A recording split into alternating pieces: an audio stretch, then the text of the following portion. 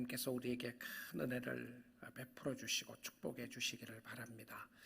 우리는 기도는 허공을 치는 기도를 하지 않습니다. 그래서 말씀을 보고 말씀을 따라 말씀의 인도하심으로 기도하는 것이 중요합니다. 오늘 또 히브리서 말씀을 통해서 우리가 말씀을 먼저 듣고 그 들은 말씀을 가지고 함께 하나님 앞에 기도하는 역사가 있기를 원합니다. 히브리서는 예수 그리스도가 창조주이시며 또한 그가 왕이시며 또 대제사장이시고 그리고 그는 마지막 선지자라고 하는 말씀을 증언해 주고 있습니다. 하나님은 모든 계획을 그의 아들 예수를 통하여 처음부터 끝까지 이루시고 완성하셨습니다. 그래서 우리의 삶의 중심도 늘 예수가 되어야 하는 것은 예수 그리스도가 모든 우주의 천지 만물의 중심이기 때문에 그렇습니다. 우리는 세상은 나를 중심으로 해서 움직인다고 생각을 합니다. 그래서 늘 내가 센터에 있습니다. 그런데 내가 중심에 있는 나를 성경은 내가 아니라 그리스도가 중심에 있도록 하는 것이 성도의 삶인 것을 보여주고 있습니다. 우리가 늘 우리의 삶 속에 또 고민하고 싸워야 될 싸움은 다른 싸움보다 나 자신과의 싸움입니다. 누가 나의 삶의 주인인가? 이것은 단순하고 쉬운 문제가 아닙니다. 우리는 쉽게 예수를 믿으며 예수가 나의 삶의 주인이라고 말은 할지라도 실질적으로는 예수가 내 삶의 주인이 아니라 나 자신이 내 삶의 중심이 되어서 움직일 때가 너무 많이 있습니다. 나의 행복, 나의 절망, 나의 평안, 모든 것이 나를 중심으로 움직이는 그 이유는 죄라고 하는 죄성은 나를 중심에 두게 합니다. 하나님을 밀어내는 거죠. 너 하나님처럼 될 수 있다. You shall be like God. 하나님처럼 될 수 있다는 것은 네가 하나님의 해라는 겁니다.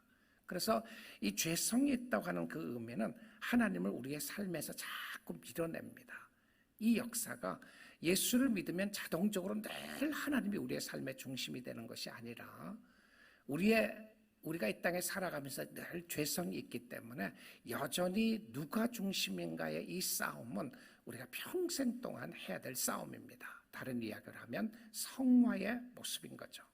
성화라고 하는 것은 내가 그리스도를 닮아간다고 하는 그 의미 속에 나타나는 것은 바로 그리스도가 내 삶의 중심이다, 이 말을 하는 것입니다. 여러분, 구약 성경에 나오는 인물들 중에서 멜기세덱이라고 하는 인물이 성경에 많이 나오질 않아요. 유대인들에게 있어서 구약 성경의 인물 중 세 사람을 뽑으라고 하면 아마 그들은 주저함 없이 첫 번째로 뽑을 사람은 아브라함일 것입니다. 우리는 믿음의 조상 아브라함의 조상이라고 할 것이고요. 그 다음에 두 번째로 그들에게 인물을 뽑으라면 아마 모세일 것입니다. 모세를 통하여 주어진 율법. 그 다음에 세 번째는 왕의 상징인 다윗일 거라는 생각이 듭니다. 이 세 인물 다 그리스도를 예표해주고 그리스도를 보여주는, 그 말은 예수 그리스도가 어떤 모습으로 이 땅에 오실 것인가를 보여주는 모습이었다는 것이죠. 그런데 놀랍게도 구약 성경에서 가장 신비롭고 놀라운 인물을 뽑으라면 멜기세덱입니다. 왜 멜기세덱이 신비롭고 놀라우냐면 이 멜기세덱에 관한 이야기는 히브리서에서 주로 이야기를 하고 있기 때문에 그렇습니다. 자, 먼저 하나님의 말씀 보도록 하죠. 히브리서 7장 1절인데요. 이 멜기세덱은 살렘 왕이요 지극히 높으신 하나님의 제사장이라 여러 왕을 쳐서 죽이고 돌아오는 아브라함을 만나 복을 빈 자라. 자, 보면 여기에는 그가 왕이다라고 되어 있습니다. 왕이었는데 어디 왕이었느냐면 살렘 왕이었습니다. 이 살렘이라고 하는 것은 샬롬, 평강이라고 하는 의미예요. 이 멜기세덱은 살렘이라고 하는 지역, 지금 이야기하면 예루살렘이겠죠. 그리고 살렘이라는 지역의 왕이라고 하는 예루살렘의 평강의 도시의 왕이라고 되어 있는데요. 이 멜기세덱, 멜렉, 제덱, 이 두 단어가 붙어서 있는데요. 멜렉이라고 하는 이 의미는 히브리어의 왕이라고 하는 의미입니다. 왕이 멜렉, 제덱. 이 제덱은 righteousness, 의라고 하는 표현입니다. 그러니까 이 두 단어를 합해서 설명하면 멜렉 제덱, 의의 왕이에요. 근데 왜 살렘의 왕이라고 했을까요? 평강의 왕이라는 것을 강조해 주기 위해서 그렇게 한 표현이었습니다. 의와 평강의 왕이다. 근데 이름 자체는 의의 왕입니다. 그가 의의 왕이고, 그 다음에 두 번째는 이 표현 속에 나타나는 것이 무엇이냐면 그가 제사장이다 라고 이렇게 돼 있어요. 왕이면서 제사장이다 이렇게 돼 있어요. 자, 여러분, 구약 성경을 보게 되면 하나님께서 기름을 부으라고 하는 직분이 있었습니다. 왕과 제사장과 선지자였죠. 그럼 이 세 직분은 하나님이 set apart, 하나님이 구별하신다고 하는 그 직분이었어요. 자, 멜기세덱 외에 구약 성경에 나오는 인물 중에서 왕이면서 선지자였던 사람이 있었나요? 왕이면서 선지자였던 사람. 그런데 왕이면서 선지자였던 사람은 없어요. 왕은 왕이고 선지자는 선지자여서 역할을 다르게 했습니다. 그런데 이 역할은 우리가 왕의 역할을 보게 되면 멜기세덱 외에는 왕의 역할을 하고 선지자 역할을, 제사장의 역할을 했던 사람이 아무도 없는데요. 이 직분이 굉장히 구약시대는 중요했습니다. 너가 뭔데? 이럴 수가 없어요. 하나님이 구별해서 세우신 직분을 소중하게 여기는데요. 하나님이 구별했던 그 직분은 하나님이 주었던 모습을 보여주면서, 자, 구약 성경에 보게 되면 사무엘이 사울에게 대하여 굉장히 화를 내는 모습이 있고요. 결과적으로는 사울이 왕으로서 버림받게 된 사건이 이 사건 이후에 일어나게 됩니다. 사무엘상 13장인데요. 한번 보도록 하죠. 11절입니다. 사무엘에 이르되 왕이 행하시는 것이 무엇이냐? 이 왕이 사울 왕입니다. 그러니까 사울 왕이 이제 사무엘 자기가 올 때까지 제사를 드리지 말고 기다리라고 그랬어요. 내가 올 때까지 기다리라. 자, 근데 오늘 본문 말씀은 아니지만 이 말씀을 그 전에 우리가 사무엘상을 묵상하면서 보았던 말씀인데요. 무엇이냐 하니 사울이 이르되 백성은 내게서 흩어지고 당신은 정한 날에 오지 아니하고 블레셋 사람은 믹마스에 모였음을 내가 보았으므로. 자, 이 말씀을 보시면 자기의 직분을 행해야 되는데 그 직분보다 더 중요한 게 뭡니까? 현실의 문제였어요. 내가 이런 사역이나 여러 가지 주님께서 맡겨주신 것을 하지 못하는 것이 현실의 문제라고 생각하는데 백성들은 흩어지기 시작합니다. 이 지금 전쟁하고 있는 중이에요. 블레셋과 전쟁하는데 백성들이 빨리 가서 이제 제사를 드리고 그 예배를 드리고 전쟁을 해야 할 텐데 백성들은 내게서 흩어지고 당신은 사무엘은 오지도 않았는데 뭐라고 돼 있습니까? 정한 날에 오지 않았다고 이렇게 돼 있어요. 약속한 시간에 안 온 거예요. 자, 예배 시간이 6시인데 6시까지 와 있는데 안 오니까 큰일 난 거예요. 그러니까 다른 사람이 예배를 인도하는 겁니다. 이렇게 보면 쉽게 생각할 수 있어요. 자, 블레셋 사람의 믹마스에 모였음을 내가 보았으므로 12절입니다. 이에 내가 이르기를 블레셋 사람들이 나를 치러 길갈로 내려오겠거늘 내가 여호와께 은혜를 간구하지 못하였다고 부득이하여 번제를 드렸나이다 하니라. 자, 왕이 번제를 드릴 수 없었는데 왕이 드렸어요. 근데 그 표현이 뭡니까? 여러 가지 환경과 상황에서 부득불할 수밖에 없었다. I had no choice. I had no choice. 내가 선택이 없었습니다. 어쩔 수 없었습니다. 여러분, 죄를 지으면서 혹시 그런 생각 들 때 있지 않나요? 어쩔 수 없었습니다. I couldn't do anything about it. 내가 뭘 할 수 있는 방법이 없었습니다. 하나님 다 이해하시잖아요. 왜 제 시간에 안 오시나요? 왜 내 생각도 안 해주시죠? 부득이하여 번제를 드렸나이다. 자, 그러니까 13절에 보겠습니다. 사무엘이 사울에게 이르되 왕이 망령되이 행하였도다. 왕이 하나님 여호와께서 왕에게 내리신 명령을 지키지 아니하였도다. 그리하였더라면 여호와께서 이스라엘 위에 왕의 나라를 영원히 세우셨을 것이거든요. 이제 왕 사울을 버리는 모습을 사무엘이 선언하게 됩니다. 자, 자기가 맡은 일들에 하지 않았던, 그러니까 이 왕의 직분과 선지자의 직분과 제사장의 직분이 달랐던 것을 보여주는데, 자기의 생각이나 자기의 계획대로 자기 환경대로 의해서 따라갑니다. 자, 성도들이 많은 경우에요, 우리에게 가장 무서운 적 중에 하나가 환경인 것 같아요. 어쩔 수 없었습니다. 나 그렇게 할 수 없어요. 나 주님 앞에 순종할 수 없습니다. 내가 기도할 수 없고 내가 하나님 앞에 나갈 수 없는 것, 먹고 사는 문제가 너무 크기 때문에 그렇습니다. 사실 우리에게 늘 부딪히는 문제죠. 그렇죠? 세상이죠. 그런데 이 멜기세덱이 신비롭고 놀라운 인물이었던 것은 히브리서 7장 3절에 이렇게 말하고 있습니다. 아버지도 없고 어머니도 없고 족보도 없고 시작한 날도 없고 생명의 끝도 없어 하나님의 아들과 닮아서 항상 제사장으로 있느니라. 포인트는 예수와 닮았다는 표현을 하고 항상 제사장으로 있다, 이 표현이에요. 자, 이걸 생각합니다. 항상 제사장으로 있는 사람은 하나님의 아들 예수 그리스도를 이야기를 해주고 있는데요. 자, 이런 사람이 어디 있습니까? 너무 신비하고 오묘하지 않아요? 아버지도 없고 어머니도 없고 족보도 없고 시작한 날도 없고 끝도 없는 사람이 어떻게 태어났어요? 근데 신비하죠. 성경은 이 멜기세덱이라고 하는 신비한 인물을 통해서 하나님이 꼭 가르쳐주고 싶은 내용이 있어요. 우리가 꼭 배워야 될 부분이 있다는 것이죠. 예수님은 대제사장의 직분을 오늘도 살아서 감당하시고 계시는데, 그래서 우리가 제사를 드리지 않는 겁니다. 여러분 히브리서를 잘 묵상해 보시면 우리가 왜 오늘 제사를 드릴 필요가 없고요, 왜 제사를 드리지 않는, 동물의 제사가 왜 필요 없는지, 동물의 제사를 드리는 것처럼 드리는 것이 얼마나 잘못된 것인지를 우리가 확인해야 돼요. 그러니까 내가 어떤 삶을 드리고 나의 모든 것을 드린다고 할지라도 정말 그리스도가 없으면 아무 의미가 없다는 것을 깨닫게 돼요. 왜 그렇죠? 예수 그리스도가 우리의 삶의 중심이 되지 않으면 나의 헌신, 나의 생각, 나의 드림, 나의 모든 것이라고 할지라도 무의미하다는 거예요.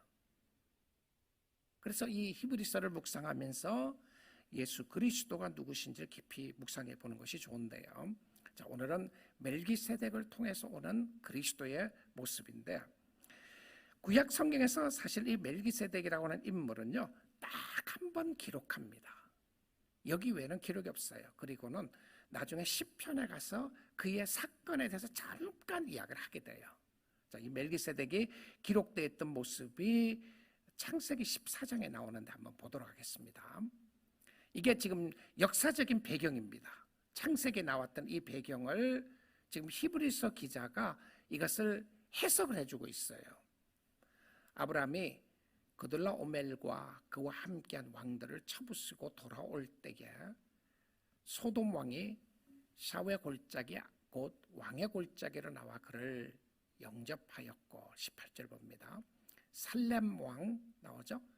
멜기세덱이 떡과 포도주를 가지고 나왔으니 그는 지극히 높으신 하나님의 제사장이었더라. 자, 여기서 왕이었다고 하는 표현도 쓰고요, 제사장이었다고 하는 표현을 쓰게 되는데, 이 창세기 14장의 배경을 잠깐만 설명을 드리면, 창세기 14장에 누가 살았느냐 하면 아브라함의 조카 롯이 살게 됩니다. 13장에 보게 되면 두 사람이 갈라지잖아요. 두 사람이 헤어지게 되고 롯은 소돔과 고모라가 있는 좋은 땅을 택하게 되고요. 그리고는 그곳에 살게 되는데 거기에 있다가 어느 날 롯이 잡혀간 거예요. 그돌라오멜 왕과 여러 왕들이 동맹을 맺어서 쳐들어와서 롯을 빼앗아간 것, 잡아간 것뿐만 아니라 롯 가족에 있었던 재물과 모든 것을 이제 사로잡아 가게 되었습니다. 그 소리를 들은 아브라함은 자기 집에서 길러온 그 용사들과 함께 조카 롯을 구출하러 갑니다. 놀라운 역사로 롯을 구하게 되고요. 그리고 거기에 노량물들을 가지고 오게 되었어요.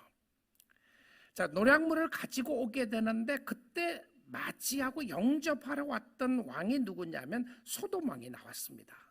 그러니까 실질적으로 롯이 소돔 땅에 살았다고 하는 모습을 보여주는 것이죠. 소돔 왕을 아브라함이 영접하러 왔다는 거, 그거 외에는 18절의 이 부분을 상징적으로 중요하게 말하고 있는 거예요. 18절을 보니까 살렘 왕 멜기세덱이 아브라함의 전쟁에 승리를 하고 자기의 조카 롯을 구출하고 노략물들을, 전쟁의 물품들을 많이 이제 뺏어갖고 이제 다시 되찾아서 돌아오는데, 멜기세덱이 나타나는데 꼭 성찬식과 같은 모습으로 나타나요. 떡과 포도주를 가지고 왔다, 이렇게 되어 있습니다. 물론 이것이 단순한 음식이었다고 말할 수 있겠지만 어떤 상징적인 의미에서 보게 되면 성찬을 연상하는 모습으로 나타나고 있다는 것을 보게 됩니다. 자, 그런데 이 멜기세덱이 시편에 한 번 더 기록된다 그랬죠. 시편 110편 4절에 나옵니다. 여호와는 맹세하고 변하지 아니하시리라. 그러니까 변치 않는 하나님에 대해서 이야기를 하는 거예요. 여호와께서 말씀을 하시고 여호와께서 말씀을 지키시는 분이라고 하는 것을 변치 않는 하나님이라는 이야기를 하시면서 누구를 이야기하느냐 하면요, 이르시기를 너는 멜기세덱의 서열을 따라, 반차를 따라, 멜기세덱의 가문을 따라, 이런 표현이에요. 멜기세덱의 서열을 따라 영원한 제사장이라 하셨도다. 여기 답니다. 그러면 멜기세덱의 그 가문을 통해서 영원한 제사장으로 오실 사람이 누구냐면 시편에서는 오실 메시아입니다. 신약 성경에 그리스도에 관한 부분이죠. 예수 그리스도에 관한 부분인데, 예수 그리스도가 영원한 제사장이라고 하는 것을 말씀을 하고 있으면서 여호와 하나님께서 맹세하시고 말씀을 꼭 지키시고 끝까지 말씀을 보존하시고 지키시는 하나님이시라고 하는 것을 말하면서 멜기세덱에 관한 이야기를 하고 있는 겁니다. 강조는 영원한 제사장이라고 하는 표현입니다. 여러분, 그런데 구약 성경의 제사장은 누구를 통해서 왔습니까? 멜기세덱을 통해서 제사장이 왔나요? 서열로 보게 되면 멜기세덱을 통해서 제사장으로 온 사람 아무도 없어요. 구약 성경의 서열로 누가 제사장이 되느냐 하면 레위나 아론의 가문을 통해서 제사장이 되게 했습니다. 근데 성경이 뭐라 그래요? 예수님이 아니 아론의 가문도 아니고 그 다음에 레위의 가문도 아닌데 어떻게 예수님이 제사장이 되느냐, 이렇게 묻는 거예요. 그렇죠? 왕이라고 하는 의미는 다윗 가문을 통해서 왕이 됐다는 것을 우리가 알게 됩니다. 왜냐하면 다윗의 조상을 통해서 왕이 됐으니까. 그런데 예수님이 제사장이고 대제사장이라고 하면 How could that be possible? 어떻게 그게 이루어질 수 있느냐? 그래서 등장시켰던 인물이 누구였습니까? 멜기세덱이었어요. 멜기세덱은 아무런 어떤 족보적인 세상적인 모습이 아니라 구약 성경에 신비하고 놀라운 오묘한 인물을 이미 구약 성경에 등장시키시면서요, 영원한, 시작과 끝도 없는 영원한 하나님의 아들이라는 것을 보여주고 있습니다. 자, 그런데 이 멜기세덱이 아브라함에게 찾아왔어요. 찾아와서 그가 한 일이 무엇인지를 창세기 14장 19절을 보겠습니다. 그가 아브라함에게 축복하여 이르되 천지의 주제이시요 지극히 높으신 하나님이여 아브라함에게 복을 주옵소서. 자, 이 속에 멜기세덱이 아브라함을 축복을 하면서 축복한다는 말을 쓰고요, 아브라함에게 복을 달라고 하는 기도하는 모습을 보여주고 있어요. 자, 이 말씀을 잠깐 한번 생각해 보고 싶습니다. 아브라함에게 복을 주옵소서, 아브라함을 축복한다라고 하는 이 모습을 생각하게 되면 우리는 그 복이라고 하는 것이 얼마나 그 성경을 보면서도 세상적인가를 생각해 보게 돼요. 그러니까 뭐 세상적이라고 하는 의미는 복 이야기하면 제일 먼저 생각나는 것이 물질이겠죠. 돈 많이 버는 거, 물질의 복, 아니면 또 건강, 아니면 자녀, 이렇게 생각하게 될 텐데요. 자, 이 모습 속에서요, 아브라함에게 축복을 했다라고 하면 이미 아브라함은 무엇을 가지고 있습니까? 많은 물품을 가지고 있어요. 아브라함은 부자입니다. 그러면 아브라함에게 필요했던 부분이 세상적인 부분이 아니었음에도 불구하고 복을 빌고 축복을 했는데요. 그러면 이것은 우리가 깨달아야 되는 것은 세상적인 복이 아니라 영적인 복이었다는 것을 알게 됩니다. 우리가 기도하면서 우리가 받아야 할 복은 영적인 신령한 믿음의 축복인 것을 보여주고 있는데요. 자, 이 부분을 히브리서 7장 6절 7절에서는 이렇게 해석을 합니다. 6절 7절 보겠습니다. 레위 족보에 들지 아니한 멜기세덱은, 이게 히브리서의 말씀이에요. 아브라함에게서 10분의 1을 취하고 약속을 받은 그를 위하여 복을 빌었다. 자, 두 가지 나타납니다. 10분의 1을 가졌다는 것과 그 다음에 취했다고 하는 것은 뺏었다는 의미가 아니라 아브라함이 드립니다. 10분의 1을요. 그리고 그가 아브라함이 준 10분의 1을 받은 거예요. 그리고는 약속을 받은 그를 위해서 축복을 했다라고 되어 있습니다. 자, 그리고 7절 보면 논란의 여지 없이 높은 자가 낮은 자가 높은 자에게서 축복을 받느니라. 자, 그러면 누가 더 위에 있다는 거예요? 아브라함이 위에 있다는 겁니까? 멜기세덱이 위에 있다는 겁니까? 멜기세덱이 위에 있는 거죠. 왜냐하면 멜기세덱이 아브라함을 축복했으니까요. 아브라함이 멜기세덱을 축복한 것이 아니라 멜기세덱이 아브라함을 축복했다는 이 사실은요, 이 신분에 대한 놀라운 부분을 보여줍니다. 이 모습이 또 누구에게 나타나는지 아세요? 여러분, 야곱이라는 사람이 있죠. 성경에요. 야곱이라는 사람이 흉년을 통해서 흉년 때문에 완전히 가뭄이 들어서 가나안 땅에 먹을 것이 하나도 없을 때였습니다. 그리고 요셉은 애굽 나라의 국무총리가 되어 있고요. 먹을 것이 아무것도 없어서 아무 가진 것 없이 야곱의 가문이 애굽으로 옵니다. 그런데 야곱이 바로 왕을 만나러 가요. 바로 왕은 그 당시에 최고의 권력과 최고의 능력을 가지고 있었던 사람이고요. 그뿐만이 아니라 세상의 모든 물질을 가지고 있었던 애굽만이 곡식을 가지고 있는 그때였습니다. 흉년이 들었는데. 그러면 세상의 모든 부와 명예와 모든 것을 상징하는 바로 왕이 아브라함이 그를 만나러 갑니다.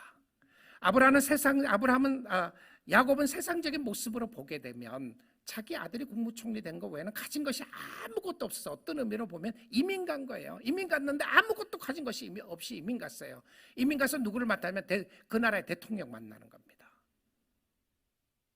자, 그런데 성경은 놓치지 않고 이야기하는 표현이 있습니다. 누가 누구를 축복하느냐 하면 야곱이 바로를 축복하며 이렇게 나와 있어요.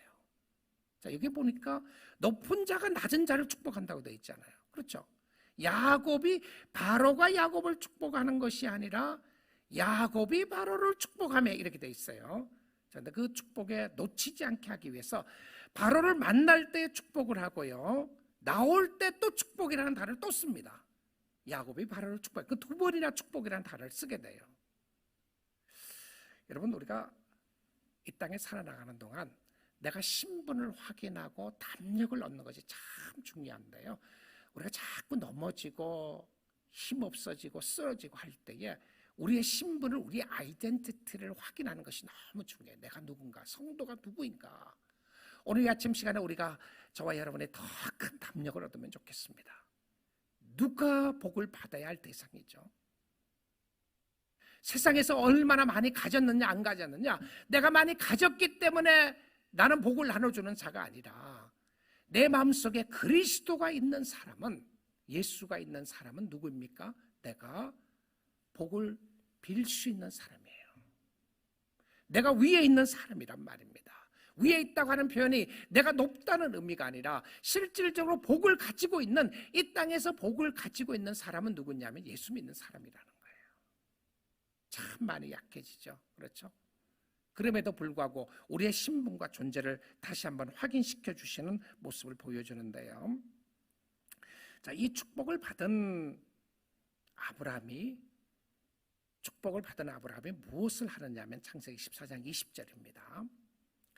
너희 대적을 내 손에 붙이신 지극히 높으신 하나님을 찬송할지로다 하며, 그러니까 여기서도 하나님이 이기게 해주셨다, 이 표현을 선언해요. 아브라함, 너가 힘이 있어서 이긴 것이 아니라 원수를 이기게 한 것은 지극히 높으신 하나님이시다. 하나님을 인정하게 해줘요.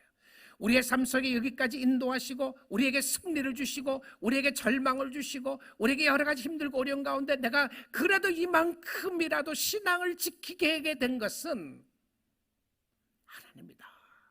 믿습니까? 하나님이에요. 지극히 높으신 하나님을 찬송할지로다 하며 아브라함이 그 얻은 것에서 10분의 1을 멜기세덱에게 주니라, 이렇게 되어 있습니다. 여러분, 성경에 11조의 개념이 처음 나오는 것이 바로 이곳입니다.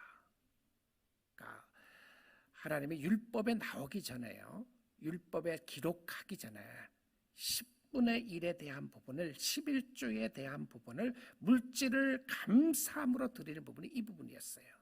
자, 축복을 받았어요. 그렇죠? 축복을 확인하고 감사의 표시였습니다. 여러분, 이 부분에 율법을 통해서 우리가 의무적으로 드리는 것이 아니라 이 10의 1의 개념은 감사의 마음이었어요. 감사의 표현이었습니다. 자, 그리고는 히브리서 7장 4절 5절을 나와서 히브리서의 모습을 한번 보겠습니다. 이 사람이 멜기세덱입니다. 얼마나 높은가를 생각해보라. 조상 아브라함도 노량물 중 10분의 1을 그에게 주었느니라. 높은 분이었다. 그래서 얼마나 높은지를 이야기를 하면서 그 이야기를 합니다. 5절입니다. 레위 아들들 가운데 제사장의 직분을 받은 자들은 율법을 따라 아브라함의 허리에서 난 자라도 자기 형제인 백성에게 10분의 1을 취하라는 명령을 받았으나, 그러니까 이것은 구약시대 나중에 레위 조상들에게 있었던 부분들을 이야기해요. 그러니까 레위 제사장들에게 11조를 드리도록 그들이 살 수 있도록 해주셨는데 그 전의 사건을 이야기를 하는 겁니다. 자, 레위가 나중의 인물이죠. 그렇죠. 한참 이후의 인물이잖아요. 그런데 지금 이 사건은 아브라함 때입니다. 레위는 누구의 아들이었나요? 아브라함, 이삭, 야곱이었잖아요. 야곱의 12아들 중에 한 사람이었죠. 그러면 이 할아버지가 아니고 증조 할아버지 되는 사람이었어요. 근데 그 상황 속에서 이미 이런 일들을 일어났던 것을 보여주고 있습니다. 자, 결론을 맺겠습니다. 우리 사랑하는 성도 여러분, 우리는 이미 예수를 믿는 사람은 영적인 신령한 복을 받은 사람입니다. 내가 더 많은 복을 얻고자 하는 것이 아니라 이미 받은 복을 인하여 감사하는 생활을 하는 것이 중요한 겁니다. 하나님 감사합니다. 높으신 하나님, 나를 사랑하고 나와 함께 하시고 나를 인도하고 나에게 축복을 주신 하나님 감사합니다. 그래서 누가 축복의 자리에 있습니까? 성도들이, 저와 여러분이 축복을 해야 될 자리에 있어요. 근데 때론 우리가 참 세상에 살면서 초라하고 비참하게 살 때가 있죠. 나는 늘 없는 것처럼 생각하고 늘 세상의 것을 더 착취하고 더 얻고 더 모으고 발버둥치는 모습을 보게 됩니다. 우리의 마음이 더 넓어지면 좋겠어요. 그리스도로 인하여 감사하고 찬양하는 축복의 자리에 서면 좋겠습니다.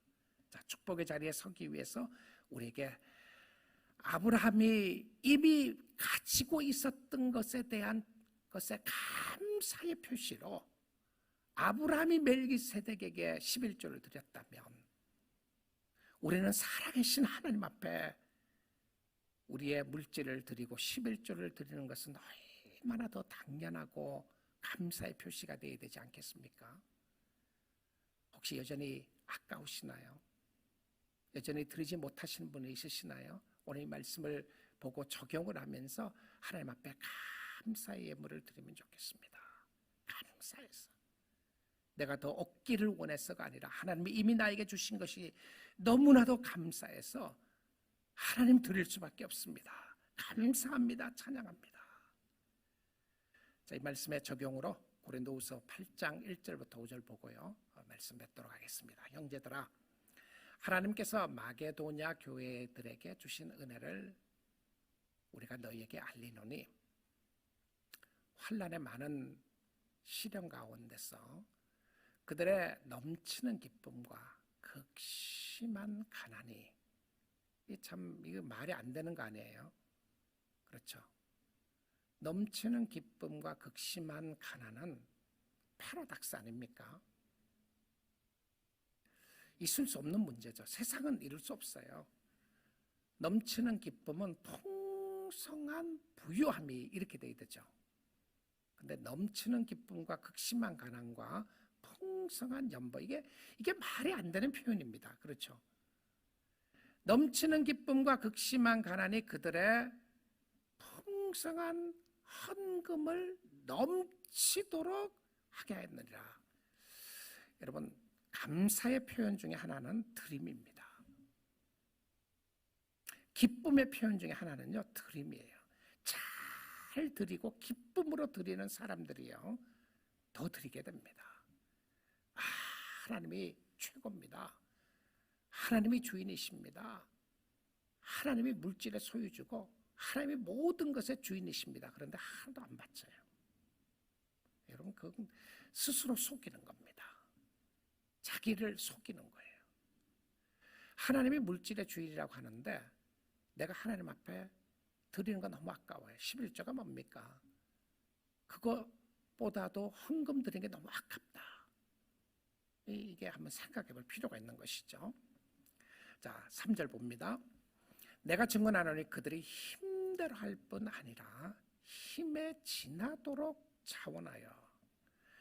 어떤 사람이 이렇게 생각할 수 있습니다. 마음이 없으면 하지 마라. 섬김에 마음이 없으면 하지 마라. 헌금도 마음이 없으면 하지 말고 교회도 마음이 없으면 하지 마라. 억지로 드리고 억지로 섬길 필요가 뭐가 있나? 맞는 이야기 같아요. 그렇죠. 그런데 이 부분에 있어서 우리의 마음은요, 정말 간사합니다. 내가 항상 섬기고 싶고 항상 드리고 싶고 항상 잘하고 싶고 그러지 않아요. 얼마나 우리의 마음이 간사한지 모릅니다. 간사하다고 하는 표현이 뭐죠? 내 중심이에요. 내 중심이라는 표현이 뭡니까? 내가 말씀에 불순종하고 있을 때 충분한 근거와 이유를 댑니다. 누구처럼요? 누구처럼 그랬습니까? 사울 왕처럼. 하나님, 나에게 이 세 가지 분명한 이유가 있습니다.